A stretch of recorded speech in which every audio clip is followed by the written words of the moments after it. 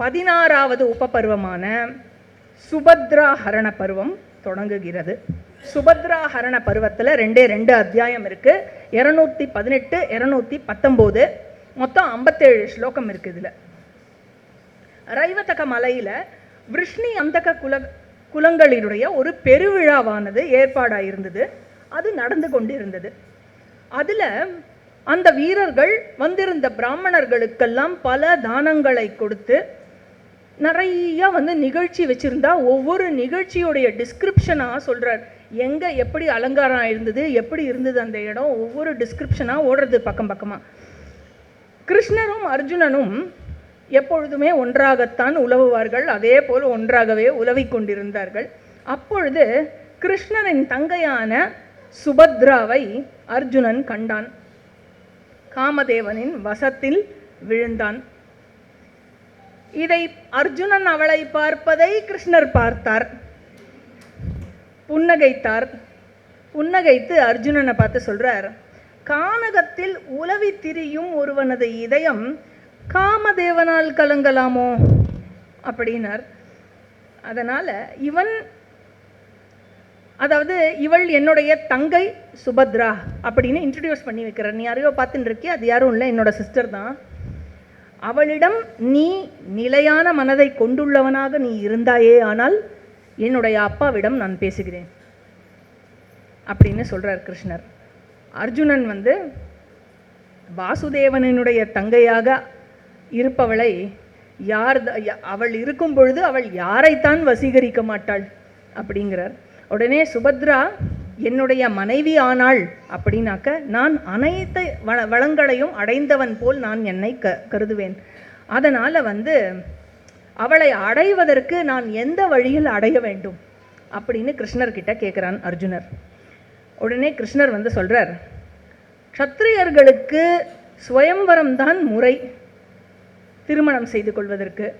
அதனால் ஸ்வயம்வரம் அவளுக்கு நடக்க போகிறது. ஆனால் இவ மனசில் என்ன இருக்குன்னு தெரியாதே.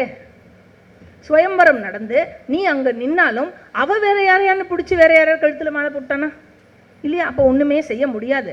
அதனால் அவள் மனதில் என்ன இருக்கிறது என்பதை நாம் அறியாமல் இருக்கும் வரை அது ஐயத்திற்கு இடமானது. க்ஷத்ரியர்கள் விரும்பிய பெண்ணை அபகரித்து செல்வது என்பதும் மெச்சப்படுகிறதே. இதெல்லாம் கற்றவர்கள் சொல்லியிருக்கிறார்கள்.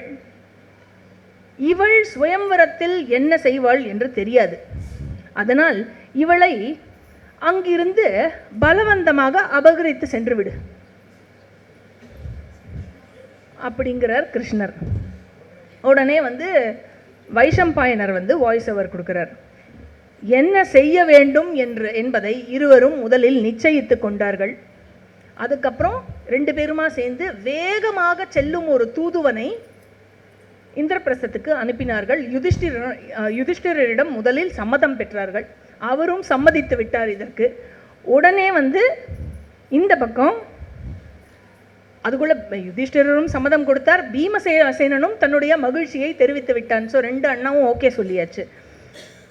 சுபத்ரா ரைவதக மலைக்கு சுயம்வரத்தின் போது சென்றிருக்கிறாள் என்பதை உறுதி செய்து கொண்டு வாசுதேவனினுடைய ஆலோசனையின்படி ஒரு தீர்மானத்திற்கு வந்தான் அர்ஜுனன். என்ன பண்ணா, கிருஷ்ணர் கொடுத்த தங்கத்தேரில் சென்றான். பகைவர்கள் அஞ்சி நடுங்கும் அந்த தேரில் 2 குதிரைகள் பூட்டப்பட்டிருந்தன. சைபியம், சுக்ரீவம் அப்படின்னு. இதெல்லாம் கிருஷ்ணருடைய குதிரைகள். Well trained by Krishna. இதெல்லாம் இந்த 2 குதிரைகள் பூட்டப்பட்டிருந்தன. கவச்சம் பூண்டு ஆயுதங்களை ஏந்தி இவன் வேட்டைக்கு செல்வது போல் புறப்பட்டான் அர்ஜுனன். எதற்கு? சுபத்ராவை தூக்கிட்டு போறதுக்கு. சுபத்ராவின் கையை பற்றினான். வலுக்கட்டாயமாக தேரில் அவளை ஏற்றினான். இனிமையான புன்னகை கொண்ட சுபத்ராவை தனது தேரில் ஏற்றி தலைநகரை நோக்கி வண்டியை செலுத்தினான் அர்ஜுனன். சுபத்ரா இளவரசி தனியாக போகமாட்டா இல்லையா, பணிப்பெண்களோட தான் போவாள். சுபத்ராவை மட்டும் இழுத்து தேரில் போட்டுண்டு அர்ஜுனன் போயிட்டான் அப்படிங்கிறத பார்த்த பணிப்பெண்கள் அனைவரும் அழுது கொண்டே துவாரகையை நோக்கி சென்றார்கள். சுதர்மம் என்று அழைக்கப்பட்டது அந்த யாதவ சபை. அந்த சபைக்கு சென்றார்கள். அர்ஜுனனுடைய ஆற்றலை குறித்து அந்த சபா தலைவரிடம் புகார் செய்தார்கள். அந்த சபா தலைவர் எக்காலத்தை எடுத்து முழங்கி படைகள் அனைத்தையும் அழைத்தான். அந்த ஒலியால், அந்த ஒலி இருக்கு இல்லையா, அந்த கூக்குரல், வார் கிரை மாதிரி இது பண்ணுற எக்காலம், அதனால் அந்த ஒலியால் போஜர்கள், விருஷ்ணிகள், அந்தகர்கள் எல்லோரும் வந்து விட்டார்கள். எல்லா திசையிலிருந்தும் ஓடி வந்தார்கள். சில பேர் சாப்பிட்டுட்டு இருந்தா சாப்பாடு அப்படியே போட்டுட்டு ஓடி வந்தா, சில பேர் குடிச்சுட்டு இருந்தா குடியை அப்படியே நிறுத்திட்டு ஓடி வந்தாலாம். அவர்களிடம் சபா தலைவன் அர்ஜுனனினுடைய நடத்தையை குறித்து சொன்னான். அதை தாங்க முடியாத விருஷ்ணிகள், போஜர்கள், அந்தகர்கள் அனைவரும் தேரை தயார் செய்யுங்கள், ஆயுதத்தை தயார் செய்யுங்கள் என்று கூவினார்கள். வெண்மை நிறத்தவனும் கைலாயமலையை போல் உயர்வாக இருந்தவனுமான அந்த பலராமன் என்ன சொன்னார் அப்படின்னா, ஹே புத்தியற்றவர்களே, ஜனார்தனன் அமைதியாக அமர்ந்து கொண்டிருக்கிறான். அவன் அமைதியாக அமர்ந்து கொண்டிருக்கும் பொழுது நீங்கள் எல்லோரும் என்ன செய்து கொண்டிருக்கிறீர்கள்? முதலில் அவன் மனதில் என்ன இருக்கிறது என்பதை அறியாமல் வீணாக கோபத்தில் முழங்காதீர்கள். அப்படி சொல்லிவிட்டு புத்திசாலியான பலராமன் அப்படி சொன்னவுடன் என்டையர்லி ஒரு அமைதி நிலவியது. அதற்கப்புறம் பலராமன் வந்து கிருஷ்ணரிடம் பேசுகிறார். ஹே ஜனார்தனா, ஏன் அமைதியாக வெறித்து பார்த்து கொண்டிருக்கிறாய்? அவர் இப்படி உட்காந்து பார்த்துட்டு இருக்கார் போல இருக்கு, இவங்கெல்லாம் கத்தின்னு இருக்கும்போது. இப்படி அமைதியாக வெறித்து பார்த்து கொண்டிருக்கிறாயே, உன்னுடைய நிமித்தமாகவே தான் அர்ஜுனன் துவாரகைக்கு வந்தான், நம்மால் கௌரவிக்கப்பட்டான். ஆனால் நம் மரியாதைக்கு அந்த பாவி உகந்தவன் அல்ல என்றுதான் படுகிறது எனக்கு. மரியாதைக்குரிய குடும்பத்தில் பிறந்த எந்த ஒருவன் தான் உணவு உண்ட தட்டையே உடைப்பான். அந்த மாதிரி மூர்க்கமான எவன்தான் இன்பத்தை முதலில் வைத்து நம்முடைய பெண்ணை கடத்தி செல்வான். அதனால அர்ஜுனன் நம் அனைவரையும் அவமதித்து விட்டான். தன்னுடைய மரணத்தை விரும்புகிறான் என்றுதான் எனக்கு படுகிறது. அவன் செய்தது இந்த வரம்பு மீறிய செயல். என்னால் எவ்வாறு பொறுத்து கொள்ள முடியும் ஜனார்தனா? நானே தனியாக சென்று அந்த கௌரவ வம்சம் மொத்தத்தையும் அழித்து விடுகிறேன் ஒரே நாளில்.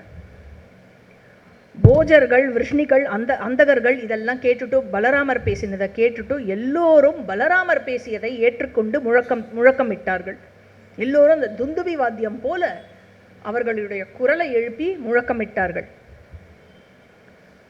இதோட சுபத்ராஹரண பருவம் என்ற 16வது உபபருவம் முடிந்து 17வது உபபருவமான ஹரணாஹரண பருவம் தொடங்குகிறது. இந்த ஹரணாஹரண பருவத்தில் ஒரே ஒரு அத்தியாயம், 220வது அத்தியாயம். இதில் 89 ஸ்லோகங்கள் உள்ளன. வாசுதேவன் இதற்கு பலராமர் கூறியதற்கு விடையளித்தார். ஆழ்ந்த பொருள் கொண்ட சொற்களால் வாசுதேவன் இவ்வாறு சொன்னார். என்ன சொன்னார் அப்படின்னா, அந்த குடாகேசன் தன்னுடைய செயலால் நம்முடைய குடும்பத்தை அவமதிக்கவில்லை, அவன் நமது கௌரவத்தை அதிகரித்திருக்கிறான் அப்படிங்கிறார் கிருஷ்ணர். எல்லாருக்கும் இப்படி பூர்வம் மேலே போயிருக்கோம், என்னது அப்படின்னு. சாத்வத குலத்தை சேர்ந்த நாம் தனத்தின் மீது லோபம் கொண்டவர்கள் அல்ல என்பதை அர்ஜுனன் அறிவான். அதனால் தனத்தை கொடுத்து கன்னிகையை பெற முடியாது என்பதை அவன் நன்கு அறிவான். ஸ்வயம்வரத்தில் அவளை இவனே அடைவான் என்பது நிச்சயம் இல்லை. அப்படி இருக்கும் பொழுது ஒரு பசுவை, ஒரு விலங்கை பரிசாக கொடுப்பது போல்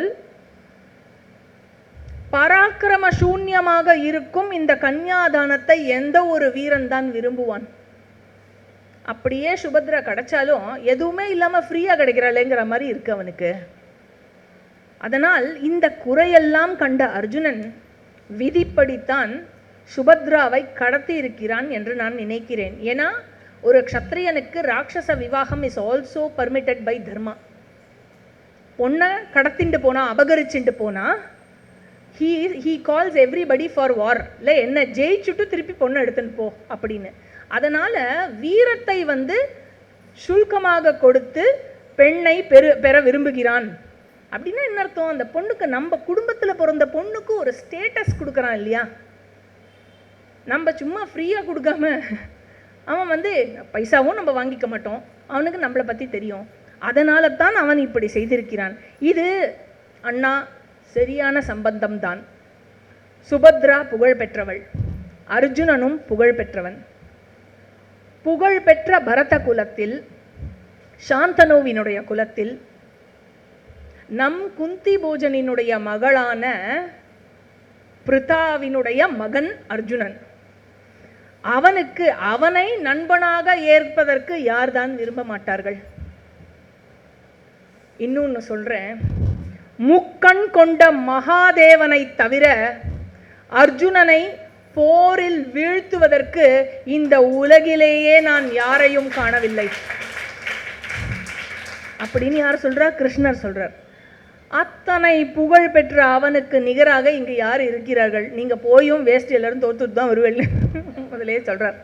அதனால நீங்கள் மகிழ்ச்சியுடன் தனஞ்சயனை பின்தொடர்ந்து சென்று அவனிடம் அமைதியாக சிறந்த நல்ல வார்த்தைகளால் பேசி அவனை திரும்ப அழைத்து வருவதுதான் சிறந்தது.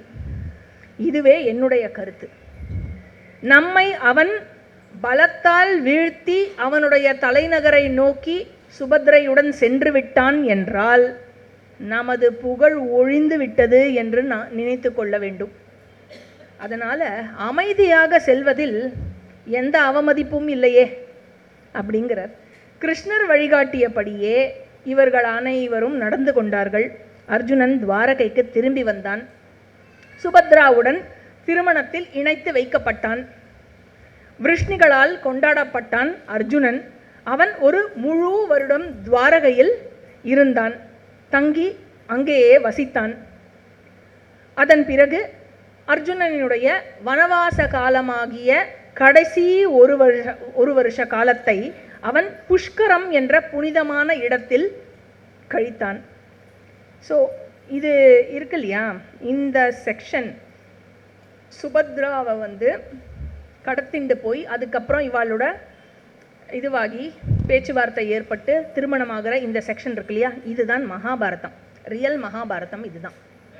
என்ன இந்த சீரியலில் சினிமாலெல்லாம் எப்படி காட்டியிருக்கா இதை அப்படின்னாக்க, அதாவது சுபத்ரா வந்து அர்ஜுனனை கல்யாணம் பண்ணிக்கணுமா, அர்ஜுனனுக்கு சுபத்ராவை கல்யாணம் பண்ணிக்கணுமா, ஆனால் சுபத்ராவை அர்ஜுனன் கடத்தி கொண்டு போனான் என்று சொன்னால் விருஷ்ணிகளும் போஜர்களும் அந்தகர்களும் அர்ஜுனனுடன் போரிடுவார்கள், கௌரவர்களுடன் போரிடுவார்கள். அதனால் வந்து கிருஷ்ணர் ஐடியா கொடுக்குறாராம், அர்ஜுனன் நீ கடத்திட்டு போகாத, சுபத்ரா நீ அர்ஜுனனை கடத்திட்டு போன்னு. இது வந்து நம்ம இப்போ கோரக்பூர் எடிஷன் பார்த்துருக்கோம். இது கோரக்பூர் எடிஷனில் கிடையாது, கங்குலி எடிஷனில் கிடையாது, பிபேக் திபிராய் எடிஷனில் கிடையாது, கும்பகோணம் எடிஷன்லையும் கிடையாது. இவா எங்கேருந்து இந்த மாதிரி ஒரு கதையை உற்பத்தி பண்ணி இப்போ நீங்கள் பார்த்தேன்னா அர்ஜுனனினுடைய வீரத்தை, அர்ஜுனனை எப்படி ஷோகேஸ் பண்ணுறார் கிருஷ்ணர் இல்லை, அதை விட்டுட்டு ஒரு பொம்பளை வந்து அர்ஜுனனை கடத்திட்டு போவாளாம். ஒரு பெண் ஒரு ஆண்மகனை கடத்தி கொண்டு செல்கிறாள் என்றால் அந்த ஆண்மகனினுடைய வீரத்திற்கு அது அழகா? அதனால் வந்து அண்ட் நிறையா ராங் வெர்ஷன்ஸ் இருக்குது. அது திரௌபதியினுடைய பிறப்பினால் துருபதன் வந்து பெண் குழந்தை பிறந்து விட்டாள் என்று அவன் வந்து சோகத்தில் இருந்தான். திரௌபதியை வந்து அவன் திரௌபதி மீது வெறுப்பு கொண்டான், இந்த மாதிரி எல்லாம் காட்டப்படுறது. அந்த மாதிரிலாம் எதுவுமே இல்லை மகாபாரதத்தில். அதனால் இது அது மட்டும் இல்லை, இவர்களுக்கு வந்து காண்டவ பிரஸ்தத்தை பிரித்து கொடுக்கும் பொழுது குந்தியை வந்து இவர்களுடன் அனுப்பவில்லை.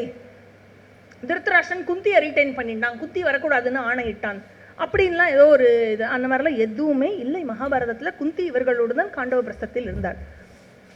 கர்ணன் வந்து துரோணருடன் படிக்கவே இல்லை. இந்த மாதிரியெல்லாம் எத்தனையோ தப்பு தப்பாக ட்விஸ்ட் பண்ணியிருக்கு. So all the serial and cinema versions are all inspiration based on மகாபாரதான்னு சொல்லணும். They are not Mahabharata.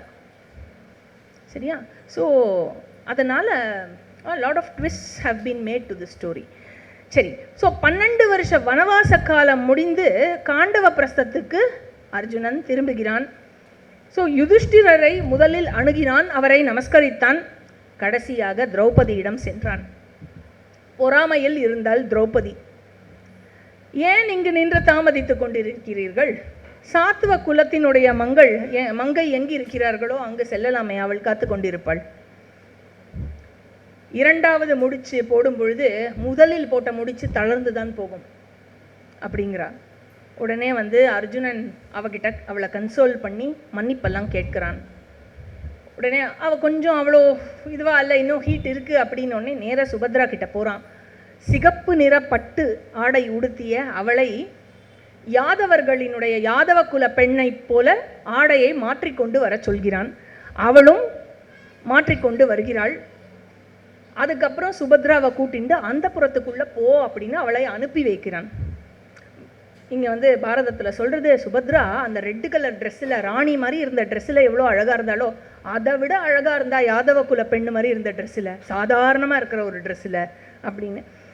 அவள் முதலில் தன்னுடைய அத்தையான பிரித்தாவை பார்த்து நமஸ்காரம் பண்ணுகிறாள். அளவற்ற ஆசி பெறுகிறாள் பிரித்தையிடம்.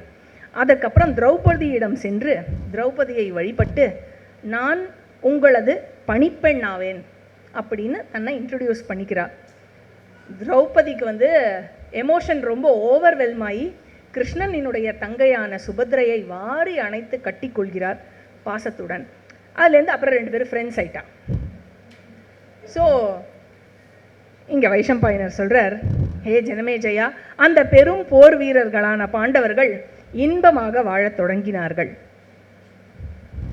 கிருஷ்ணர் இந்திரபிரஸ்தம் வந்தடைந்தார்.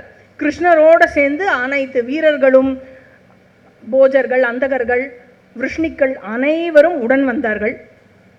விருஷ்ணிக்களினுடைய தலைமை தளபதியான அக்ரூரர் வந்தார்.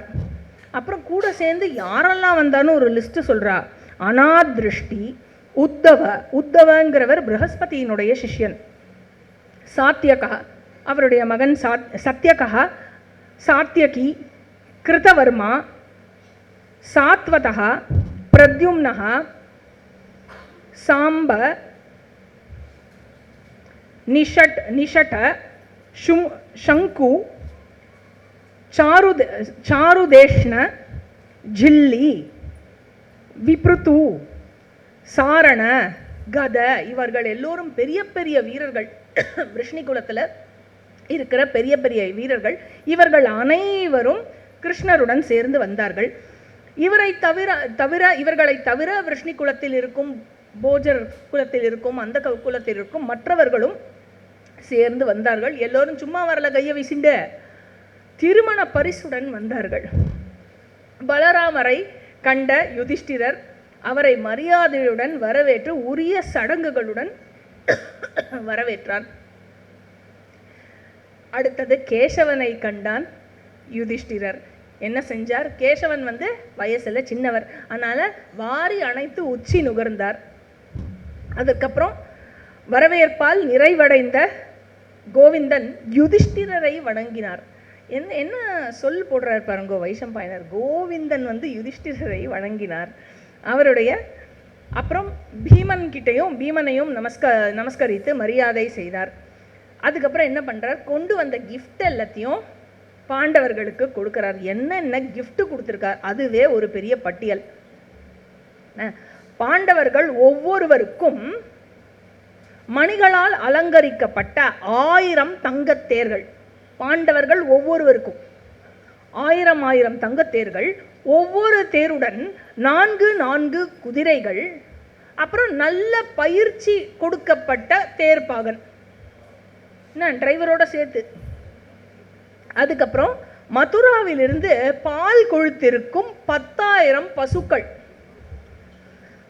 அதுக்கப்புறம் சந்திரன் போல வெண்மையான நிறத்திலான 1000 குதிரைகள். அதுக்கப்புறம் நன்கு பயிற்றுவிக்கப்பட்ட 1000 கோவேறு கழுதைகள். ரொம்ப ஃபாஸ்ட்டாக போகும் கோவேறு கழுதைனா. அதுக்கப்புறம் பணிப்பெண்கள். அவர்கள் எப்படி இருந்தார்கள்? ரொம்ப அழகாக இருந்தால் ஆபரணத்தோடு சேர்த்து பணிப்பெண்கள்லாம் சும்மா ஃப்ரீயாக அனுப்பல, ஆபரணமும் பூட்டி நல்ல ஆடைகள் எல்லாம் பூட்டி பல்வேறு சேவைகளில் இவர்கள் நிபுணத்துவம் பெற்றவர்களாக இருந்தார்கள். அப்பேற்பட்ட பணிப்பெண்கள். அப்புறம் 1,00,000 இழுவை குதிரைகள், 1000 யானைகள் தங்கத்தால் அலங்கரித்து ஆசனத்தோடு சேர்த்து, அந்த அரியணையும் சேர்த்து, சரியா? அப்புறம் ஆடைகள், தரை விரிப்பு, எக்ஸட்ரா எக்ஸட்ரா எக்ஸட்ரா, பாத்திரம் பண்டம் நிறையா இருக்கும் போல இருக்கு. பொண்ணுக்கு சீர்சனத்தையை பாரு. அதாவது திரௌபதியுடன் இவர்கள் கல்யாணம் பண்ணிட்ட போது கூட இத்தனை சீர்சனத்தி வந்தது, சுபத்ரையை கொடுத்த போது கூட இத்தனை சீர்சனத்தியோட வந்தது. பாண்டவர்களுடைய செல்வம் என்ற சமுத்திரத்தில் இவர்கள் கொடுத்த இந்த செல்வமும் கலந்து கொண்டதாம். இன்பமாக பல நாட்கள் இந்திரபிரஸ்தத்தில் வாழ்ந்து வந்தார்கள். அதற்கு பிறகு விஷ்ணு குலத்தில், அந்தக குலத்தில், அப்புறம் போஜர்கள் எல்லோரும் வந்திருந்தார்கள். எல்லோரும் பலராமருடன் சேர்ந்து விடை பெற்று சென்றார்கள். வாசுதேவன் இந்திரபிரஸ்தத்தில் அர்ஜுனனுடனேயே தங்கினான். இருவரும் டெய்லி போய் வேட்டையாட வேண்டியது, அப்புறம் ஏதாவது கானகத்துக்கு போக வேண்டியது, எங்கேயான சென்று விளையாட வேண்டியது, நீர்நிலையில் விளையாட வேண்டியது, இந்த மாதிரி நிறைய இடத்துல இவர்கள் சென்று கொண்டிருந்தார்கள். கொஞ்ச காலம் கழித்து சுபத்ரா அர்ஜுனன் மூலமாக சிறப்பு மிகுந்த மகனை பெற்றெடுத்தாள். நீண்ட கரங்களுடன், அகலமான மார்புடன், காளையை போன்ற அகலமான கண்களுடன் எதிரிகளை ஒடுக்கும் அந்த வீரன் அபிமன்யு என்று அழைக்கப்பட்டான். அபி அப்படின்னு சொன்னா பயமற்றவன் அப்படின்னு அர்த்தம்.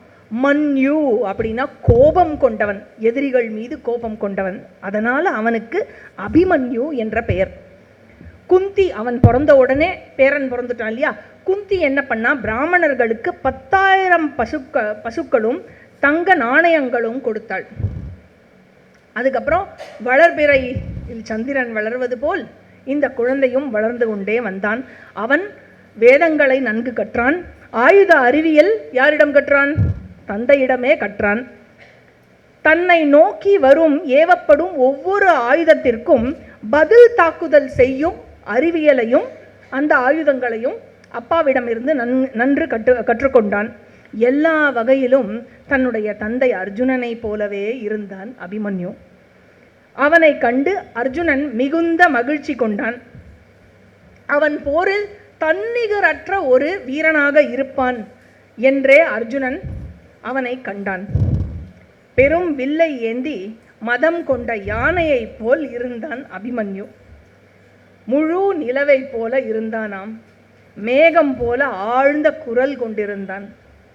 வீரத்திலும் அழகிலும் சக்தியிலும் மற்ற எல்லா குணங்களிலும் தன்னுடைய மாமன் வாசுதேவனை போலவே இருந்தான் அப்படிங்கிறார் வைஷம்பாயனர். திரௌபதி 5 கணவர்கள் மூலமாக 5 வீரர்களை பெற்றெடுத்தாள். யுதிஷ்டிரர், பீமன், அர்ஜுனன், நகுலன், சகதேவன். இந்த ஆர்டரில் 5 குழந்தைகள் யார் யார் அப்படின்னாக்க, பிரதிவிந்தியா. இவனுக்கு ஏன் பிரதிவிந்தியா என்ற பெயர் என்றால், போரில் ஆயுதம் தாங்கும் வல்லமையில் இவன் சிறந்து விளங்கியதால் இவனுக்கு பிரதிவிந்தியா என்ற பெயர். பீமனுக்கு பிறந்த மகனுக்கு பேரு சுதசோமஹா அப்படின்னு பேரு. இவ எல்லாரும் திரௌபதிக்கு பிறந்தவா, ஒவ்வொரு பாண்டவர்கள் மூலமா. சுதசோமஹா அதாவது 1000 சோம வேள்விகள் பீமன் செய்த பிறகு இவன் பிறந்தானாம். அதனால் இவனுக்கு சுதசோமஹா என்று பெயர். அர்ஜுனனுக்கு பிறந்த மகன் ஸ்ருத கர்மணஹா. ஸ்ருத கர்மணஹா அப்படின்னா, அர்ஜுனன் வனவாசத்தின் பொழுது பல கடுந்தவங்கள் செய்து இவன் பிறந்ததனால் இவனுக்கு ஸ்ருத கர்மணஹா என்று பெயர். நகுலனுக்கு பிறந்த மகனின் பெயர் ஷதானீகஹா. ஷதானீகஹா அதாவது அவர்களுடைய குலத்தில் வந்த அரச முனியினுடைய பெயரை வைத்திருக்கிறார்கள், மூதாதையரனுடைய பெயர் ஷதானீக. சகதேவனுக்கு பிறந்த மகனினுடைய பெயர் ஸ்ருதசேன. ஸ்ருதசேனன்னு இவனுக்கு ஏன் பெயர் அப்படின்னாக்க, இவன் கிருத்திகா நட்சத்திரத்தில் பிறந்தானாம். அதனால தேவசேனாபதியாக விளங்கி கொண்டிருக்கும் கார்த்திகேயனுடைய பெயரையே இவனுக்கு வைத்தார்கள். அற்புதமான இந்த குழந்தைகள் எல்லா வேதத்தையும் கற்றார்கள். அர்ஜுனனிடமே எல்லா தெய்வீக மானுட ஆயுதங்களில் தேர்ச்சி பெற்றார்கள். இவர்களை கண்டு பாண்டவர்கள் பெரும் மகிழ்ச்சி அடைந்து இருந்தார்கள். இதோடு 17வது பருவமான உபபருவமான ஹரணாஹரண பருவம் முடிகிறது. 18வது உபபருவம் காண்டவ தாக பருவம். 221 to 226 சாப்டர்ஸ், 245 ஸ்லோகம் இருக்குது. தேர்ஃபோர் இன்னைக்கு முடிக்க முடியாது. சரியா? ஸோ என்ன ஆகுது, இப்படி சந்தோஷமாக வாழ்ந்து கொண்டு வந்த பாண்டவர்கள் ஒரு கேளிக்கைக்காக ஒரு ரெக்ரியேஷன், ஒரு வெக்கேஷன் மாதிரி, அதற்காக அனைவரும் கானகத்திற்கு சென்றார்கள். யுதிஷ்டிரிடம் பர்மிஷன் வாங்கிட்டு, அவர் ராஜா, அவர் பிஸியாக இருப்பார், எப்பவுமே அவருக்கு லீவே கிடையாது போல் இருக்கு. அதனால சரி நீங்கள்லாம் போயிட்டு வாங்கன்னு அமுச்சு வச்சார். உடனே இவா எல்லாரும் கிளம்பிட்டா.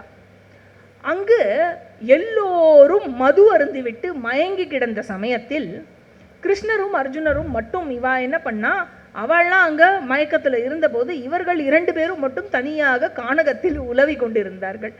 அப்போ உலவும் பொழுது ஒரு பிராமணனை சந்திக்கிறார்கள். அந்த பிராமணன் பார்க்கறதுக்கு எப்படி இருந்தான் அப்படின்னாக்க, அச்சா மரத்தை போல் உயரமாக இருந்தானாம். உருக்கிய தங்கம் போல் அவனுடைய மேனியினுடைய நிறம் இருந்ததாம். அதற்கப்புறம் அவனுடைய தாடி மஞ்சள் நிறத்தில் இருந்ததாம். தாடியினுடைய முனை பச்சையாக இருந்ததாம். காலையில் உதிக்கும் சூரியனை போல், கொஞ்சம் வித்தியாசமாக தான் இருக்கான் இல்லையா, இருக்கார். காலையில் உதிக்கும் சூரியனை போல் பிரகாசமாக இருந்தாராம். இவர்கள் இருவரும் அந்த பிராமணனை அணுகி, பிராமணன் கண்ணு முன்னாடி பட்டுட்டாருனாக்க என்ன வேணும்னு போய் கேட்கறதுக்காக அவருடைய உத்தரவுக்காக காத்து கொண்டு இருந்தார்களாம். உடனே அவர்கிட்ட போய் கேட்கிறாளா, நாங்கள் என்ன செய்யட்டும் அப்படின்னு கேட்கிறா. உடனே அந்த பிராமணர் சொல்றார், நீங்கள் இருவரும் உலகத்திலேயே முதன்மையான வீரர்கள் ஆவீர்கள். ஆக நான் எப்படிப்பட்ட பிராமணன் என்றால், அதிகமாக உணவை சாப்பிடும், எனக்கு பசி ரொம்ப ஜாஸ்தி, பெரும் பசி கொண்ட பிராமணன் நான், அதிகமாக உணவை சாப்பிடும் பிராமணன் நான், எனக்கு தகுந்த உணவானது எனக்கு வேண்டும் அப்படின்னு கேட்குறார். உடனே அர்ஜுனன் என்ன சொல்கிறான், கண்டிப்பாக உங்களுக்கு எந்த மாதிரி உணவு வேண்டும் என்று சொல்லுங்கள், அதற்கு ஏற்றவாறு நாங்கள் கொடுப்பதற்கு முயற்சி செய்கிறோம் அப்படின்னு அர்ஜுனன் சொல்கிறான். உடனே இந்த பிராமணன் சொல்கிறார், நான் சாதாரண சாப்பாடு சாப்பிட மாட்டேன், நான் யாருன்னு நீங்கள் முதல்ல தெரிஞ்சுக்கோங்க அப்படிங்கிறார். நான் அக்னி தேவன் அப்படிங்கிறார். சொல்கிறார், அக்னி தேவன் நான், எனக்கு இந்த காண்டவ வனத்தை சாப்பிடணும். நான் பல தடவை முயற்சித்திருக்கிறேன் இந்த காண்டவ வனத்தை உண்பதற்கு. இந்த காண்டவ வனமானது இந்திரனினுடைய ஆட்சியின் கீழ் இருக்கிறது. இந்திரனுடைய ஆட்சியின் கீழ் அந்த இடத்துல இன்னும் எல்லோரும் இருக்கிறார்கள். தக்ஷகன் கூட அங்குதான் வசித்து வருகிறான், இந்திரனால் காக்கப்பட்டு வருகிறான். அந்த வனத்தை ஒவ்வொரு முறையும் நான் உண்பதற்காக முயற்சிக்கும் பொழுது இந்திரன் மழை பொழிந்து விடுவான். என்னால் அந்த முயற்சியை முழுமை காணவே முடியாது. அதனால் நீங்கள் என்ன செய்ய வேண்டும் என்றால், நான் வனத்தை உண்பேன், இந்திரனால் பெய்யும் மழையில் ஒரு துளி நீர் கூட கீழே விழாமல் பார்த்து கொள்ள வேண்டும். அவ்வளவுதான், நான் வனத்தை உண்டு விடுவேன். இப்படி சொன்ன உடனே அந்த பக்கம் இங்கே வைஷம்பாயனர் நரேட் பண்ணிட்டு இருக்கார் இல்லையா, ஜனமேஜயனுக்கு டவுட் வந்துடுது. நிறுத்துங்கோ அப்படின்னு சொல்லிட்டு கேட்குறார், இவருக்கு எதுக்கு இப்போ காண்டவ வனத்தை சாப்பிடணும்? அக்னி தேவன் காண்டவ வனத்தை நான் சாப்பிட வேண்டும் என்று சொல்லி கிருஷ்ணர்கிட்டையும் அர்ஜுனர்கிட்டையும் ஹெல்ப் கேட்குறார் அப்படின்னாக்க, அப்போ அதுக்கு பின்னாடி ஏதோ ஒரு பேக்ரவுண்ட் இருக்கணுமே, ஏதோ ஒன்று நடந்திருக்கணும். எனக்கு இந்த கதையை முழுமையாக சொல்லுங்கள் அப்படின்னு வைஷம்பாயனர்கிட்ட கேட்குறார் ஜனமேஜயன். உடனே வைஷம்பாயனர் சொல்கிறார், ஆமாம் இருக்கிறது, கொஞ்சம் நேரம் இருக்கிறது. அதனால் உடனே வைஷம்பாயனர் சொல்கிறார், அதாவது ஸ்வேதகி அப்படின்னு ஒரு ராஜா இருந்தார். அந்த ராஜா எப்பேற்பட்ட ராஜா என்றால், அவர் ரொம்ப ரொம்ப தர்மமான ராஜா. அவர் நிறைய யஜ்ஞங்கள் பண்ணி கொண்டு இருந்தார். எவ்வளவு யஜ்ஞங்கள் பண்ணியிருக்காருன்னு சொன்னாக்க, அவருக்கு யஜ்ஞங்கள் செய்து வைத்த பிராமணர்கள் எல்லாம் தளர்ந்தே போய்விட்டார்கள். யஜ்ஞங்கள் செய்து இனிமே அவர்களால் முடியவே முடியாது. கண்ணெல்லாம் இதுவாகிடுதான். அவளுக்கு யஜ்ஞம் பண்ணி பண்ணி வலுவிழந்து விட்டதாம். அவர்களால் பார்க்க கூட முடியலையா சரியா. அதனால இனி நாங்கள் யஜ்ஞங்கள் எங்களால் செய்ய முடியாது, எங்களை விட்டுடுங்கன்னு சொல்லிட்டு போயிட்டாலாம் எல்லாரும். அதன் பிறகு அவர் 100 வருடத்திற்கு செல்லுமாறு ஒரு யஜ்ஞம் செய்ய வேண்டும் என்று ஒவ்வொரு பிராமணரையா புரோகிதரையா அணுகும் பொழுது யாருமே வரவில்லையாம் யஜ்ஞம் செய்து வைப்பதற்காக. புரோகிதரே இல்லை, பிராமணர்களே கிடைக்கவில்லை என்றால் எப்படி யஜ்ஞம் செய்வது என்பதற்காக புரோகிதர் வேண்டும் என்று ஒரு தவத்தை மேற்கொண்டாராம் ஸ்வேதகி என்ற இந்த ராஜா. யாரை நோக்கி தவம் செய்தார்? பினாகபாணியை நோக்கி தவம் செய்தாராம். அவ்வளவு கடுமையான தவத்தை ஏற்று அவர் சிவபெருமானை நோக்கி தவம் செய்ய, இவருடைய தவத்தில் பிரசன்னமாகி தன் முன் தோன்றினாராம் அந்த மகேஸ்வரன். அந்த மகேஸ்வரன் தோன்றி சொன்னாராம், உங்களுடைய தவம் என்னை திருப்திப்படுத்தி எடுத்து உங்களுக்கு என்ன வரம் வேண்டும் என்று கேளுங்கள் அப்படின்னு சொன்னாராம். உடனே ஸ்வேதகி சொன்னாராம், எனக்கு யாகம் பண்ணுறதுக்கு இருக்கு, கொஞ்சம் எனக்கு யாகம் பண்ணி வைக்கிறேளான்னு கேட்டார் சிவபெருமான் கிட்ட. சிவபெருமான் புன்னகைத்தாராம், நாங்கள் வேள்விக்கு துணை புரிவது இல்லை அப்படின்னு. ஏன்னா வேள்வியில் கொடுக்கும் முதல் ஆவிர்வாகத்தை பெற்றுக்கொள்வது அவர் இல்லையா. வேள்விக்கு துணை புரிவது யாம் செய்வதில்லை அப்படின்னு சொல்லி, இன்னும் கடுமையான தவம் செய்ய வேண்டும் நீங்கள் அதற்கு அப்படின்னு சொல்லி இன்னும் கடுமையான தவம் செய்தாராம் ஸ்வேதகி. அப்படி கடுமையான தவம் செய்து திருப்தி அடைந்து மீண்டும் அவர் முன் பிரசன்னமானாராம் மகாதேவன். பிரசன்னமானவுடன், உங்களுடைய தவம் ரொம்ப ரொம்ப திருப்திகரமாக இருந்தது, இந்த தவத்திற்காக ரொம்ப சிரேஷ்டமான ஒரு புரோகிதரை அனுப்பி வைக்கிறேன் உங்களுக்கு, யாகம் பண்ணி வைக்கிறதுக்கு. 100 வருஷத்துக்கு யாகம் பண்ணோம் இல்லையா, பண்ணுறதுக்கு ரொம்ப சிரேஷ்டமான ஒரு புரோகிதரை அனுப்பி வைக்கிறேன் அப்படிங்கிறாராம். அந்த புரோகிதர் யார் என்றால் துர்வாசர் என்ற முனிவர். அவர் என்னுடைய அம்சம் கொண்டவர் அப்படின்னு சொல்லிட்டு துர்வாசரை அழைத்தாராம் மகேஸ்வரன். துர்வாசரிடம் இந்த பணியை ஒப்படைத்தாராம். துர்வாசரும் அப்படியே ஆகட்டும் என்றாராம். உடனே துர்வாசர் சென்று முன்னின்று நடத்தி ஸ்வேதகிக்கு எல்லா யாகத்தையும் செய்து வைக்கிறாராம். எல்லா யாகமும் ரொம்ப திருப்திகரமாக முடிந்ததாம். எல்லாத்தையும் இது பண்ணிட்டு எல்லாருமே ஹாப்பி, எல்லாருமே கிளம்பி போயாச்சு, எல்லா பிராமணாலையும் அமிச்சாச்சு. என்ன ஆயிடுத்தான், இப்படி ஸ்வேதகியால் பல வருடங்களுக்கு யாகம் யாகம் யாகம் யாகம் அவ்வளவு யாகம் செய்து தெளிந்த நெய்யால், அந்த தெளிந்த நெய்யை அக்னியில் ஊற்றி ஊற்றி ஊற்றி ஊற்றி அந்த நெய்யினால், யார் ஸ்வேதகி ஊற்றிய நெய்யினால் அக்னி அவரோட க்ளோவே போயிடுத்தான். அதனால் அக்னி என்ன பண்ணாராம், நேர பிரம்மதேவனிடம் சென்றாராம். பிரம்மதேவனிடம் சென்று என்னுடைய ஒளியை எனக்கு திருப்பி கொடுங்கள், இப்படி ஆயிடுத்து. உடனே பிரம்மதேவன் சொன்னாராம், அது என்ன நீ நிறைய நெய்யை குடிச்சுட்ட, இவ்வளவு நாள் உனக்கு நெய்யை ஊற்றிகிட்டே இருந்தா நீயும் அவ்வளவு நெய்யை குடிச்சுட்ட, அதனால உனக்கு க்ளோ குறைஞ்சி போயிடுத்து. இப்போ நான் என்ன செய்யணும், என்னோட பழைய க்ளோரியில் நான் வரணும்னா என்ன செய்யணும்னு கேட்ட உடனே பிரம்மதேவன் சொல்கிறான், காண்டவவனத்தை போய் சாப்பிடு, சரியா போயிடும் அப்படின்னாராம். அதனால்தான் காண்டவவனத்தை உண்ண வேண்டும் என்று அக்னிதேவன் புறப்பட்டு வந்திருக்கிறார். இப்போ காண்டவவனத்தை உண்பதற்கு அர்ஜுனனும் கிருஷ்ணரும் துணை புரிய வேண்டும்.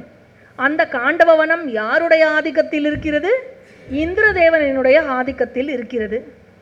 இப்போ அந்த வனத்தை எரித்தால் இந்திரதேவன் கோபம் கொள்வான், முதல்ல மழை பெய்வான். அப்புறம் அர்ஜுனன் மழையை நிறுத்துவதற்கு முயற்சித்தால் இந்திரதேவனுடன் போரிட வேண்டியது வரும், போரும் ஏற்படும். என்ன நடக்க போகிறது? இந்திரனுக்கும் அர்ஜுனனுக்கும் போர் நடக்க போகிறதா? இந்த போருடைய விளைவு என்ன? அதன் பிறகு என்ன ஆக போகிறது? அது காண்டவதாக பருவம் அண்ட் மயதர்ஷன பருவம். அதோட இந்த ஆதி பருவம், முதல் பருவம் ஆதி பருவம் முடிவடையும். ஹோப்ஃபுல்லி அடுத்த வாரம் 21வது வகுப்பில் ஆதி பருவத்தை நிறைவு செய்வதற்கு நாம் முயற்சிப்போம். இதில் இன்னைக்கு மொத்தம் 439 ஸ்லோகாஸ் கிட்டத்தட்ட பார்த்துருக்கோம். மீதியை அடுத்த வாரம் பார்ப்போம்.